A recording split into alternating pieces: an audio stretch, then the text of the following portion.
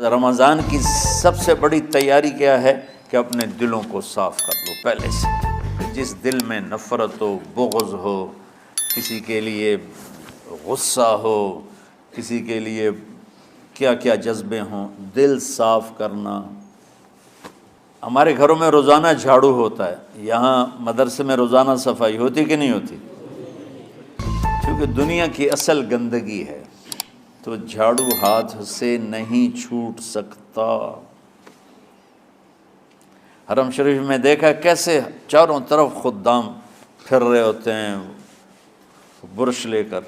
تو دل پہ غبار ایسے آتا ہے جیسے صحن میں غبار آتا ہے. دل پہ گندگی ایسے آتی ہے جیسے صحن میں آتی ہے. تو ہم نے نظام بنایا ہوا ہے، لوگ وہ کر رہے ہیں، وہ روزانہ جھاڑو دیتے ہیں.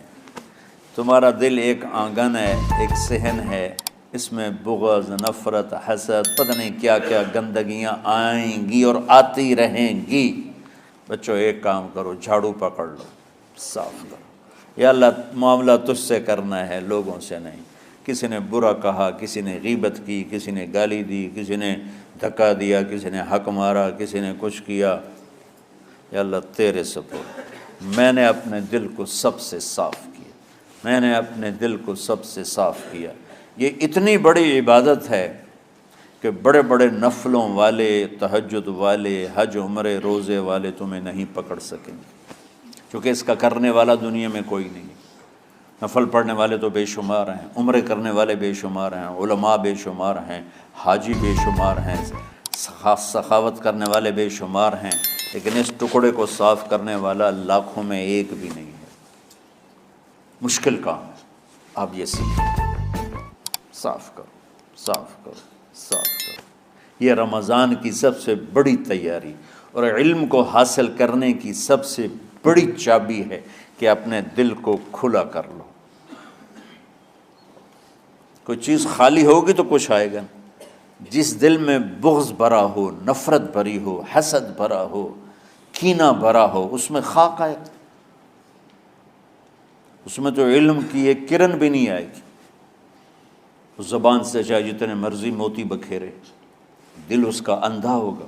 لا تعمى الابصار ولكن تعمى القلوب التي في الصدور. یہ آنکھوں سے اندھے نہیں، دل سے اندھے ہیں.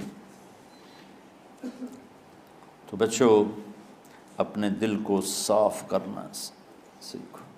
وہ کتنی مشہور حدیث ہے، آپ نے کہا اس دروازے سے ایک جنتی آ رہا ہے. تو ایک انصاری صحابی داخل ہوئے، جوتا ہاتھ میں، داڑھی میں وضو کا پانی. اگلے دن اس دروازے سے ایک جنتی آ رہا ہے، تو ایک صحابی آئے، ہاتھ میں جوتا، داڑھی میں وضو کا پانی. وہی صحابی اگلے دن اس دروازے سے ایک جنتی آ رہا ہے، تو وہی صحابی 3 دن جنت کی بشارت لی. اس صحابہ کی جماعت میں ایک شخص ہیں جن کا نام ہے عبداللہ بن عمرو بن عاص. ان سے بڑا عبادت گزار صحابہ میں کوئی نہیں تھا، نہ سابقین میں نہ متاخرین میں، نہ پہلوں میں نہ بعد والوں میں. ان کی عبادت کیا تھی؟ ساری رات جاگنا، سارے دن کا روزہ، اور ایک ختم قرآن صبح سے شام تک. اتنی اللہ نے طاقت دی تھی. پھر وہ غلو والی بات آ گئی، ایکسٹریم ہونے والی بات آ گئی. ان کی شادی والی رات حجلہ عروسی میں داخل ہو رہے ہیں، دلہن کے کمرے میں داخل ہو رہے ہیں، اور مصلی بچھا کے اللہ اکبر، اور دیر نفل تے نفل، دیر نفل تے نفل.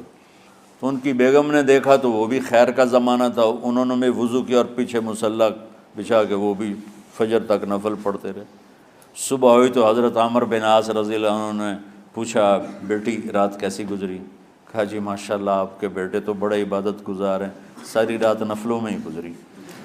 تو وہ ان کو شکایت کر دی. حضرت عمر بن عاص کو اتنا غصہ چڑھا، بیٹے کو تو کچھ نہیں کہا، کتنی حکمت کی بات ہے. سیدھے گئے اللہ کے نبی کے پاس، یا رسول اللہ یہ عبداللہ دیکھیں کیسا نادان ہے، اس کی شادی کی ساری رات نفل پڑھتا رہا. تو آپ کہتے ہیں ماشاءاللہ ماشاءاللہ کتنی بڑی بات ہے. نفلوں میں گزر گئی، رات بھی نفلوں میں گزر گئی۔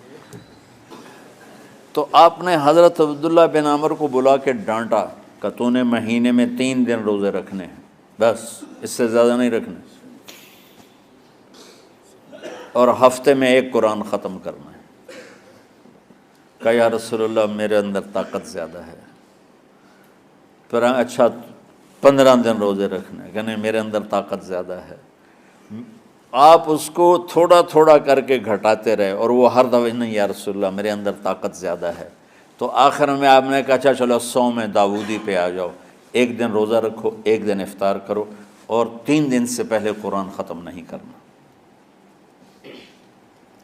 تو آپ نے اس کو پیچھے کیا۔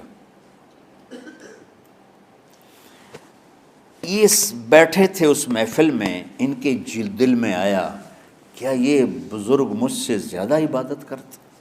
رات میں ساری جاگتا ہوں، دن روزہ رکھتا ہوں، 1 ختم کرتا ہوں، تو جنت کی بشارت تو مجھے ملنی چاہیے تھی، ان کو کیسے مل رہی؟ یہ کسی کتاب میں نہیں لکھا کہ یہ ان کا جذبہ تھا، لیکن جو کہ میں ان کی سیرت کو جانتا ہوں تو مجھے خیال آتا ہے کہ ان کی نفسیات میں یہ بات آئی ہوگی، چونکہ صرف انہی کو خیال آیا کہ میں جا کے دیکھتا ہوں کہ یہ بزرگ کیا کرتے ہیں۔ تو ان کے پاس پہنچ گئے، چاچا ذرا، وہ ادھیڑ عمر تھے، چاچا وہ میرے ابا تھوڑے ناراض ہیں، تو کچھ دن آپ کے پاس گزار لوں؟ کا بیٹا بسم اللہ آ جاؤ۔ اب رات ہوتے ہی عشاء کی نماز پڑھ کے انہوں نے جلدی سے چادر اوپر لی اور یوں سراغ کر کے ان چاچا کو دیکھنے لگے ایسے کر کہ اب یہ کیا ساری رات سجدہ کرے گا، اور ساری رات روتے روتے روتے روتے مصلی گیلا ہو جائے گا، یا ساری رات رکوع کرے گا، ساری رات قیام کرے گا، ساری رات قرآن پڑھے گا، اس تصور سے یوں دیکھ رہے۔ اور وہ بزرگ صحابی تشریف لائے، سرانے پہ سر رکھا، اللہم بسمک اموت و احیا، ہو گئے۔ اب یہ دیکھ رہے ہیں ابھی اٹھیں گے، ابھی اٹھیں گے، ابھی اٹھیں گے، اٹھے نا، فجر کی اذان پہ اٹھے۔ اب یہ تو حیران پریشان ہو گئے کہ یہ کیا ہو؟ اس زمانے میں تو منافق تہجد نہیں چھوڑتے تھے ڈر کے مارے کہ پتہ نہ چل جائے ہمارے کفر کا۔ تو یہ چاچا جنت بھی لے گیا تو ستا بھی پیا کہ چلو کل دیکھوں گا۔ اگلی رات پھر چادر سر پہ کر کے اور یوں سوراخ کر کے لیٹے ہوئے اور دیکھ رہے۔ چاچا پھر تشریف لائے اور سرانے پہ سر رکھا، اللہم بسمک اموت و احیا، ہو گئے۔ فجر کی اذان پہ اٹھے، یہ اور پریشان ہو گئے کہ میرا نبی کا فرمان تو سچا ہے، اس میں تو شک بھی کفر ہے، لیکن عمل کیا ہے جس پر اس کو جنت کی بشارت ملی؟ 2 رکعت نفل بھی نہیں۔ اور آج کے دور میں تم میں سے ماشاءاللہ اکثر بچے تہجد پڑھتے ہیں کہ 1 رات اور دیکھوں گا، تیسری رات اللہم بسمک اموت و احیا، ہو گئی ساری رات۔ تو تیسری رات پھٹ پڑے عبداللہ بن عمر، کہنے لگے چاچا میری ابا سے کوئی لڑائی نہیں تھی، 3 دن میں تیرے بارے میں سنتا رہا، جنتی جنتی جنتی۔ میں دیکھنے آیا تھا کہ آپ کیا کرتے ہیں، آپ تو کچھ بھی نہیں کرتے ہو، ساری رات سوتے رہتے ہو، اب کیا کرتے ہو؟ ان کا بیٹا یہی ہے جو تم نے دیکھا ہے۔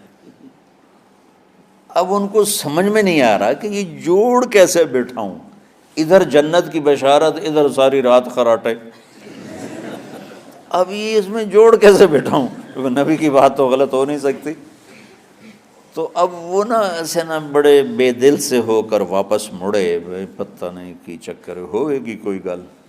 جب وہ دروازے تک پہنچے تو کہنے لگے بیٹا ادھر آنا، واپس آ گئے۔ کہا میں تمہیں اصل راز کی بات بتاتا ہوں۔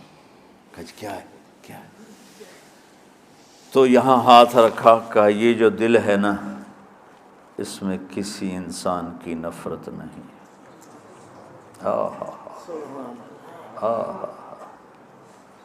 اور جب اللہ کسی کو رزق دیتا ہے، عزت دیتا ہے، مجھے کبھی حسد نہیں ہوا، مجھے خوشی ہوتی۔ تو عبداللہ بن عمر نے کہنا تھا ہاں یہ بات ہے، نہیں، ان کا ہاذا ہوا، اچھل کے کہنے لگے ہاذا ہوا، ہاں ہاں ہاں ہاں یہی ہے یہی ہے یہی ہے۔ پھر کہنے کہ چاچا پر یہ میرے بس کا نہیں ہے، کون کرے گا یہ؟ اتنے بڑے آدمی ہو کر کہہ رہے ہیں کہ یہ میرے بس کا نہیں۔